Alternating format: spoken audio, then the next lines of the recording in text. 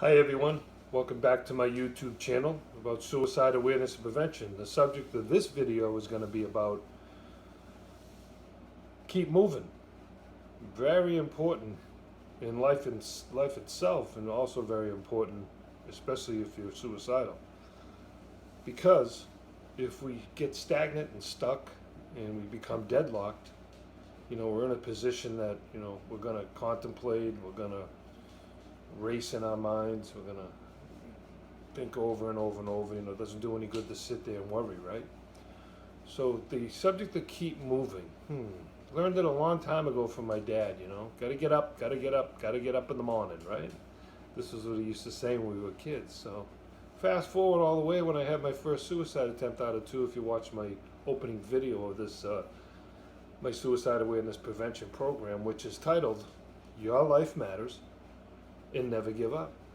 And you have to believe that. You have a mission in life, and if you check out now, you're going to miss a whole lot of things going on in your life.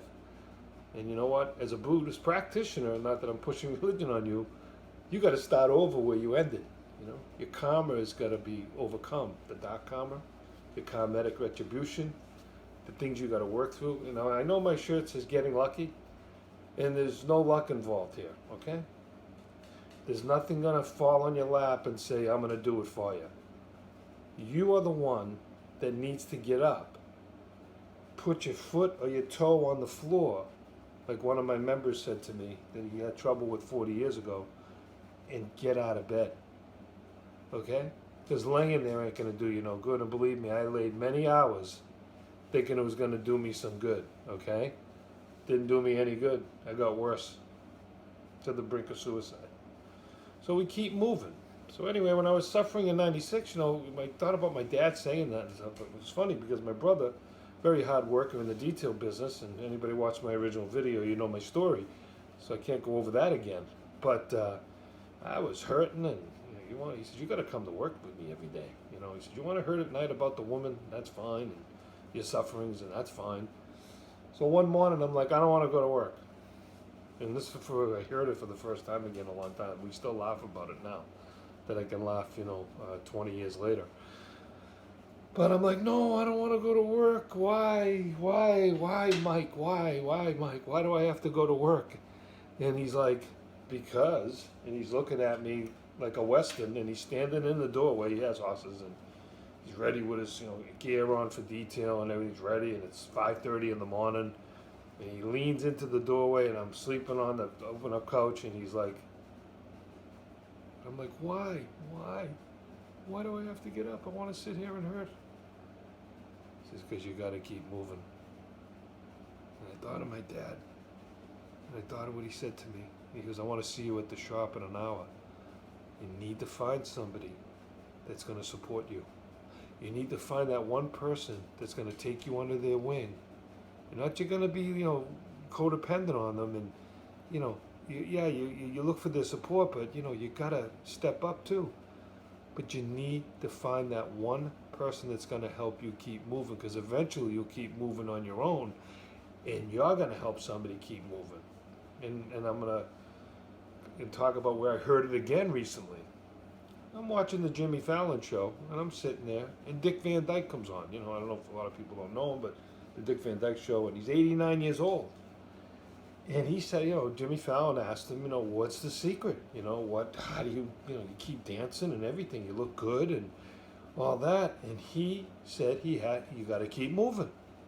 And would you know, in this interview, and when he was talking through his interview about his life and all that, he must have said "keep moving" at least a dozen times.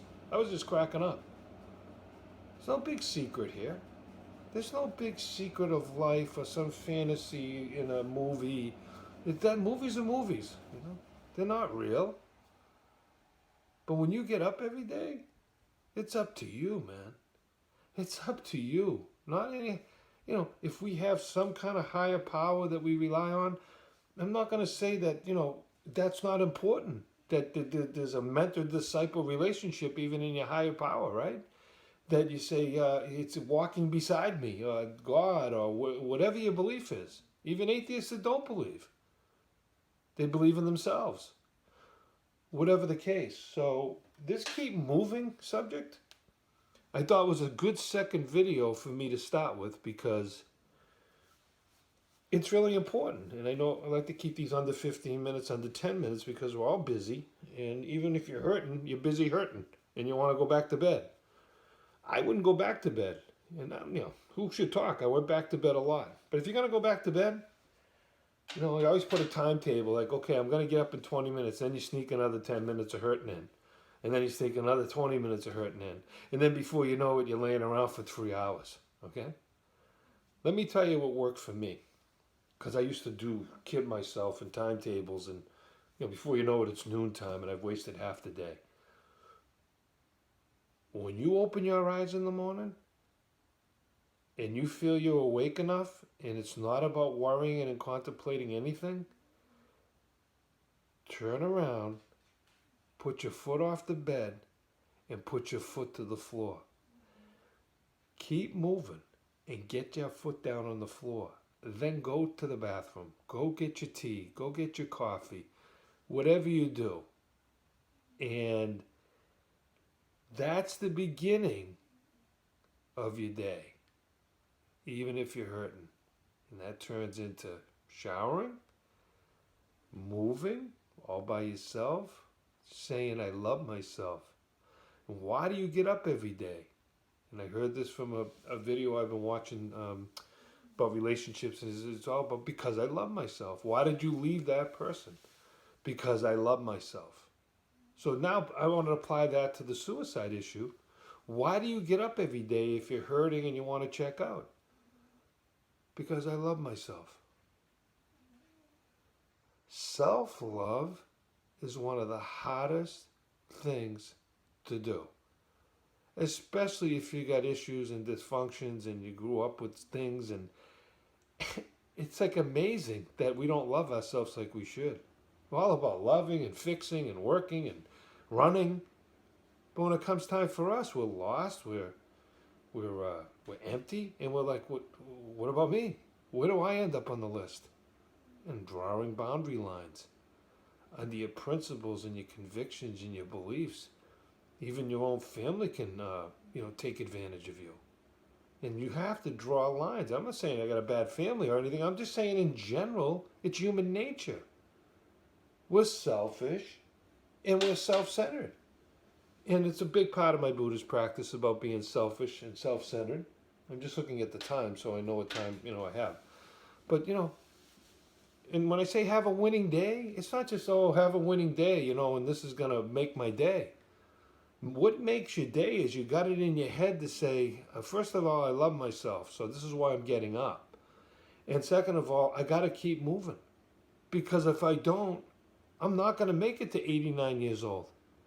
But you don't want to make it suffering the whole 70, 80, 90, 50, 20, 30, 40 years. Seniors have suicide problems. Teenagers especially. What's the magic, what's the answers, Dan? Hey, believe me, when I was running around in 96, priest, this, that, everything, I wasn't getting no answers. And I ain't saying it wasn't because I wasn't praying or I wasn't, that's all good. That's all some things that envelope you a little bit. But I'm like, what's the magic pill? I'm not getting any better. So when I had the attempts, the magic pill becomes you. You're the pill. You're the magic person that says to themselves, because I love myself. And that's why I smiled today. And that's why I'm going to reflect my smile onto somebody else. Yeah, I'm hurting. Yeah, I got problems. Yeah. Complaining and begrudging only deadlocks us. We only can complain and begrudge so much. Like my father said, if I had a nickel for every time somebody complained, I'd be a multi-zillionaire. Complaint only deadlocks us. It puts us in a black cloud over our head. It's a very toxic, low-level life condition. To complain, to blame, and to not be at peace with yourself every day. And it's always harder for the younger people. So And this is very unscripted. This is all from experience and my age and what I feel and what I practice in my Buddhist practice for 9 years. It's about taking responsibility. It's about accountability. It's about how do I polish my character. If I make a mistake, I don't want to repeat the mistake. Oh, people say I made a mistake. What? Add an S to it. You keep making the same mistakes. So it's not like you can't make mistakes in life and like, oh, I got to be mistake free and I got to be this, I got to be that. What it is, we're a little over 10 minutes. I don't want to go 15. I want to wrap it up.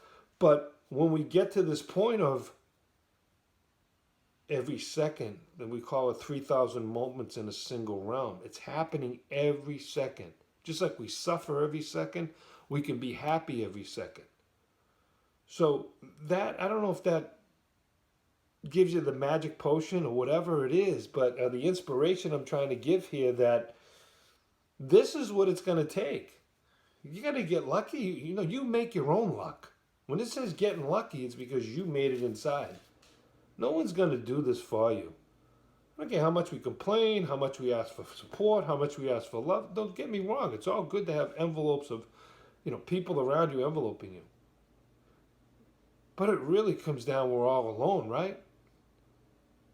And we're all alone, and we sit all alone, or you're with your pet or whatever. It ain't about running into someone else's arms. If you're not happy alone, you're never going to be happy with a partner. And this is a key thing in relationships, and I've been a victim of running into someone else's arms, when I was younger. But when you want to really find the self and really be strong, and you got the pillars into the ground, and that no matter what happens in your life, that you're not broken, because you've built up some character and you've polished your character, you've polished your behavior, you've stopped making the same mistakes over. And the biggest thing of all, and I'll end with this: your life matters. You never give up. And we're going to keep adding things to this. And you keep moving. Have a winning day.